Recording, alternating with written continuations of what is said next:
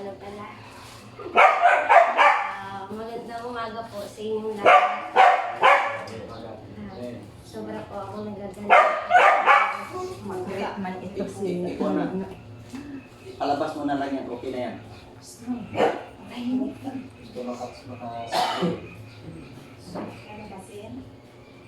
Sobra po ako nagagalak sa umagang ito dahil nandito po kayo sa pinakamahalagang araw sa buhay ko kasi today is my birthday. Tama po sabi ni Papa, iba po talaga ang feeling pag ikaw yung hinaranahan, ikaw yung my birthday kasi iba yung pakiramdam. Kaya salamat po sa inyo. Sobrang salamat po dahil pati mga aso ko binati ako. Sige, salamat. O, doon na kayo. O, doon na, God. Doon na. O, salamat. O, sige, sit down. O, sit down na, sit down. Tama na. O, sit down na. Sit down. Sit down. Kaya salamat po sa inyo. Behave. Uy! Behave. Sige lang. Ano na yan, mag-greet lang. Nag-greet lang yan. Kaya ahol lang tahol, sabi nila, I care naman. Lahat na nag-greet ka kami. Na kasama mo sa lahat ng panahon. Okay, go ahead. Maraming pong salamat sa inyo kasi pinaramdam niyo sa akin yung tinatawag na second family. Kasi may first family ako, si Papa, si Ate. Although nawala na yung mama ko, pero ang pinalit sa akin, ang dami-dami, sobra-sobra po. Kaya sobrang salamat po sa inyo sa laging pagpaparamdam sa akin ng pagmamahal. Kasi buong isang taon, sabi ko, grabe ang struggle ko din mga kapatid. Grabe yung pinagdaanan ko, pero God is good kasi hindi niya ako pinagbayaan. Kasi sabi ko, minsan marami akong naririnig ng mga rumors, mga ganyan. Pero salamat sa Panginoon dahil pinatatag niya ako. Kaya salamat sa Diyos, hindi niya ako pinabayaan. Kaya maraming pong salamat sa inyo kasi nandyan po kayo lagi para sa akin. At higit sa lahat, gusto ko din pasalamatan ang papa ko, ang ate ko. Salamat kasi si ate all-in-one, papa na, mama pa. Sobrang masikaso kasi yung ate ko, kaya I'm so blessed. Kasi may ate ako ng katulad niya, kahit may asawa na siya, hindi niya ako pinapabayaan, naramdaman ko para akong baby ng pamilya. Kaya parang 33 years old ako, pero minsan ang isip ko parang 18 years old lang. Kasi naramdaman ko yung pag-aaruga sa akin. Kaya simula nung nawala ang mama ko, doon ako, grabe yung adjustment na ginawa ko. Kasi sabi ko, ganito pala ang pakiramdam na kailangan mong tumayo sa sarili mong paa na wala kang sinasandalan. Kaya yun ang tinuro sa akin ng mama ko na maging matatag sa isipan, sa lakas ng loob kasi mahina yung loob ko. Kaya salamat din sa Panginoon dahil nandyan po kayo na gumagabay. Salamat din sa papa ko na healthy siya. Salamat sa Panginoon at sa ate ko at sa inyong lahat. Maraming pong salamat. Amen! Bago ang surprise mga kapatid, ako na. God is good. All the time. All the time. God is good. So parang kailan lang yung kaarawan chat dahil nandito rin tayo ng last year. At hindi ko malimutan yung sinabi ng aking kapatid, Brad Zacarias, na may birthday wishes siya. Ang wish niya dahil sa hindi naman may kaila na tumatakbo talaga ang taon ng aking butihing anak. So ang kanyang wish, natandaan ko, sana may pangkaloob sa kanya, may pangkakaloob. Kaya sunurin. May pangkaloob ang Panginoon sa kanya. So, yun nga, alam nyo mga kapatid, ito, real talk, ito. Ang much my desire, ang burden ko talaga, itong mga anak ko, na nagsikap talaga ako noon. Kahit sabi nga, financially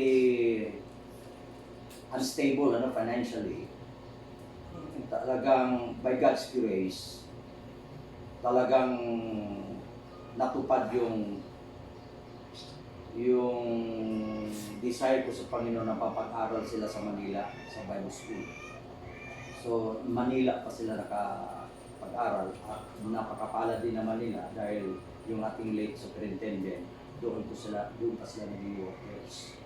So, desire ng aking puso na siyempre mawawala tayo sa mundo. Hindi naman tayo forever na dito sa mundo. May talagang nakatakdang panahon para sa ating lahat. Kaya sabi ko, ang legacy, kasi sila,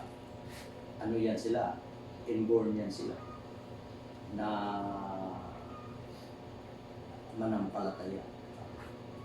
Now, ang akin, na ang wish ko talaga, makapag-asawa sila ng manggagawa. Manggagawa talaga. Pero hindi natin alam ang plano ng Panginoon. Kung na-failure ako. Na-failure ako doon sa desire ko. So anyway, sabi ko,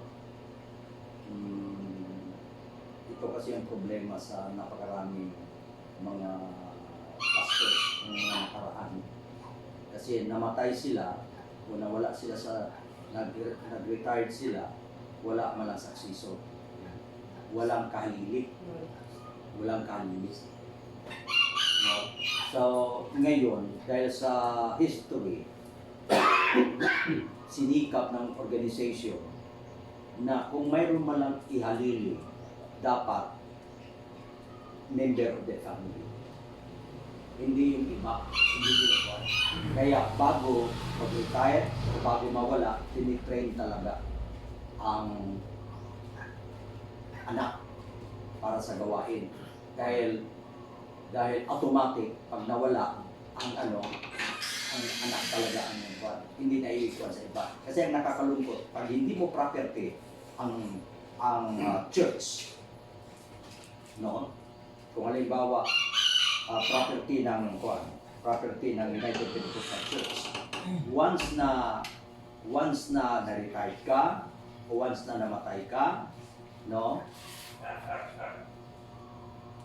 Talagang ang pamilya mo aalis talaga. Aalis talaga. Wala kang choice whether you like it or not, vacate the place.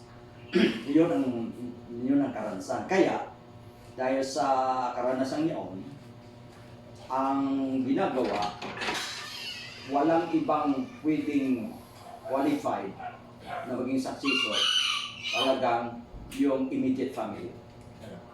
No, immediate family. Ngayon, dahil sa failure ako, sa desire ko, sabi nga, naubusan tayo ng mga pamamaraan, pero ang Diyos, hindi siya naubusan pamamaraan. Kaya yun na lang ang iniisip. Ngayon, ito po, para sa inyong kaalaman, nag-observe lang ako kung ano yung karakter, ano yung buhay ni Brother Kurt. So, sabihin ko sa inyo na na-impress ako na baga sa magaan ang loob ko sa kanya dahil sa ipinakita niya na hindi na sabihin mo na utusan pa o pagsabihan pa, meron siyang sinasayang initiative o sa loob. At saka sa karakter. So, hindi man sa kaya ko siya nagustuhan dahil sa yung tinatawag na yung kanyang pagiging soft-spoken. Kahit na medyo never kong magtaas siya ng boses. Kaya sa aking true observation, pumasa siya sa akin. Wow. Wow! Congratulations! Pumasa siya sa akin. So ngayon, yun nga, na yung wish ni Noy. Arias na sana Noy. makahanap na siya ng Noy. the right person. The right person. Pero ang pinaka-the best talaga, Hindi yung finding the right person, but learning to love the person whom you have already found. Yun ang pinaka-the best. Kasi finding the right person, mamaya-maya, mayroon kang nakitaan, ay, hindi ko magugustuhan. Baka may mga red flags na makita mo, hindi mo magustuhan. Okay? Noy. Kaya sabihin mo na, ay, baka wala man, hindi ko man feel, hindi ko man, ay, as in, ay, baka mamaya sabihin mo, ay, ayoko. Oh, gano'n. Pero, Baka magnagal. ito ha, gusto ko lang i-share, no? Iba yung finding the right person and learning to love the person whom you have already found. Halimbawa, pag nakita mo isang person, isang tapos talagang pinag-pray mo sa Panginoon, nananalangin ka, no? Nananalangin ka sa Panginoon. So, now, pag meron kang nasumpungan, no? Pag meron kang nasumpungan, pagkatapos, inaaral mo, pinakiramdaman mo, pinag-pray mo, tapos kung ano man mga witnesses, pinag-pray mo sa Panginoon, hindi ka na-discourage until such time. Meron kasabihan yung nade-develop, no? Yung nade-develop, di ba? Kasi kung pag-ibig talaga, nakatangiti ang lahat. Kasi ako na-in love din eh. Ay, Noy. nabuhay ito. Okay, anyway, tutuloy ko. You know? Ito tuloy ko. No. So ngayon, dahil sa proseso nga, kailangan talaga process at time, no? Dahil hindi talaga outright, instant. Mamaya, isang linggong pag-ibig. Lunes na kita'y nakilala. Yun ang problema sa finding the right person. Kaya learning to love. Ibig sabihin, no, nakita mo, ganun pala siya. No? Pero nag-pray ka na, sana siya ang pero yun pala siya. Nag-pray mo. Until such time na natutuhan mo na talaga, anumang red flags, anumang ang kuwan, talagang hindi na siya makuha sa damdamin mo. Talagang ninuunawa mo, inaano mo. Ngayon, pag yun ang learning to love the person whom you have already found, pinaka-the best yun.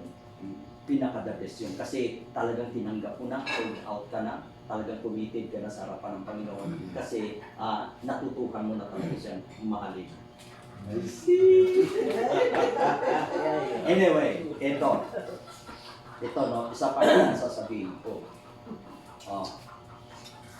Sa pambungad kanina, may mga rules and regulation, do's and don'ts. Yun ang medyo dito ngayon kung aatras ka, kung talagang hiningi mo sa Panginoon, nananalangin ka, dito masusubok. Dito masusubok. Ito ang masasabi ko. Sabi ko nga may pamamaraan ng Panginoon. Pinag-aaral ko sila ng Bible School, nakagraduate sila. Meron pa silang honors, may top pa sila. Pero ano yung graduate ka o ka kapag sabi nga, hindi mo namang nagamit. Right? Hindi ka naman kuhan. So, yun ang isang kuhan doon. Sabi nga, hindi naman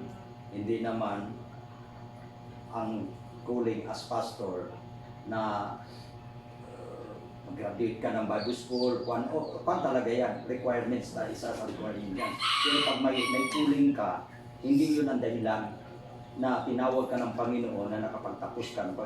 Ang calling ng Panginoon talagang, kumbaga sa nilagay talaga ng Panginoon sa puso niya. Kaya no matter what, may mga circumstances or trials, talagang kumbaga nag-overshoot pa rin o nanginibabaw pa rin yung tawag ng Panginoon sa iyo. Okay. So, ngayon, dahil tinawag ka ng Panginoon, ang kagandahan lang, dahil para, siyempre, hindi basta-basta ang mag-handle ng gawain. Ang doktor, pag nagkamali ka, mamatay man lang yan sila. Ang abogado, pag nagkamali, maglanggo man lang. Pero ang pastor, magsampali, impyerno. Kaya mabigat. So, kailangan yung tinatawag na, ganito na lang, baka maubos mo panahon, ganito na lang.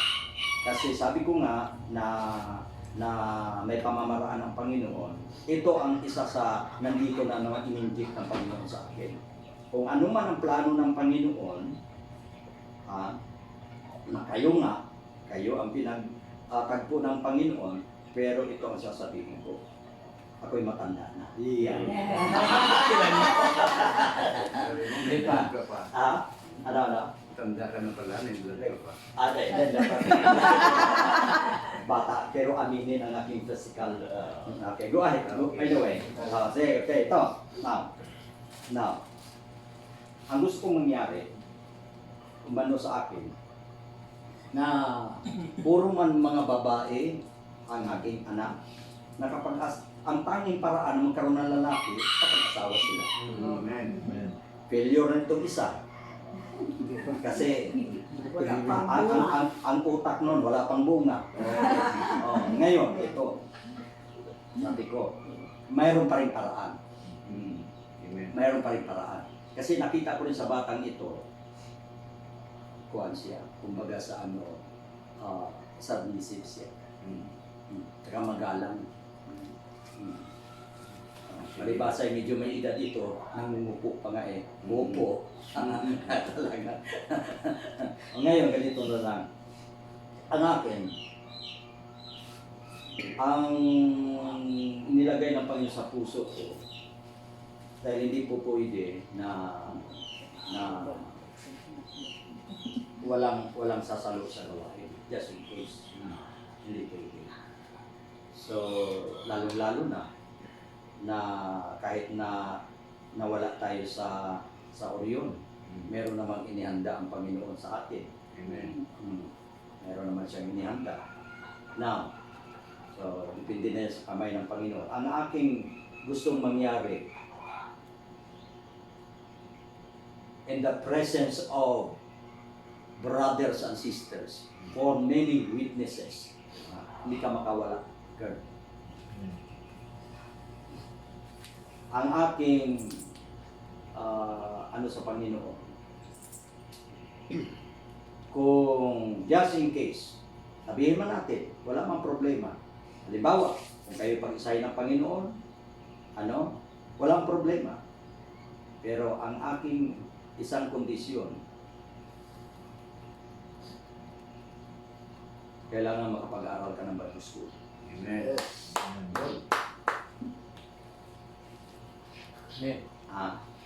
Ito ngayon dito ngayon tayo magkaalaman.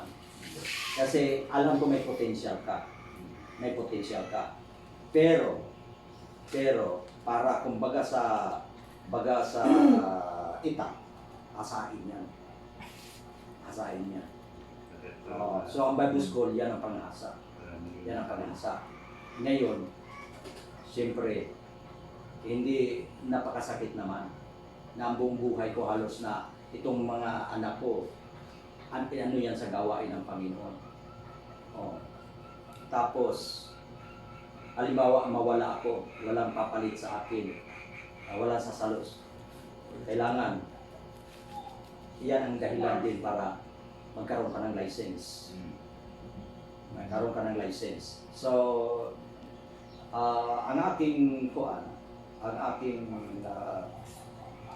ipaabot sa iyo na ito, kuan lang, ko lang ito, kumbaga sa ko lang ang initiator o motivator na ito ang dapat na mangyari. So, ang akin, para ma-preserve ang gawain ng Panginoon, dahil mamaya malalaman ko rin kasi kung anong gagawin mo yung surprise mamaya, pinapauna ko lang ito. So, hindi ko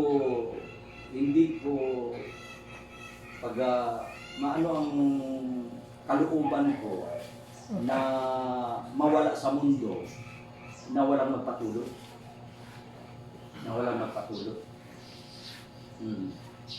So, alam ko na may hindi magpapabaya ang Panginoon. God will supply every need of yours. Walang problema. So, in the presence of our brothers and sisters, na kung kayo ang tinadhana, kayo ang baga ano ng Panginoon, so yun ang isang demand ko na makapag-aral ka ng Bible school. Short term, long term, depende sa kwan, depende sa ano, para qualified ka, para ma-issuehan ka ng license. So, yun lang ang isang bagay na gusto kong ipaabot, na hindi man sa mga anak ko, no? So, much better kung may lalaki. Eh ngayon, alam ko naman ang potential itong anak ko, pero naghihintay lang siya ng panahon. Eh hindi ka rin ma-disappointed. Kasi much to my desire, alam ng Panginoon ang desire ng puso ko. Kaya when it comes to financial, Jehovah Jireh, God will provide.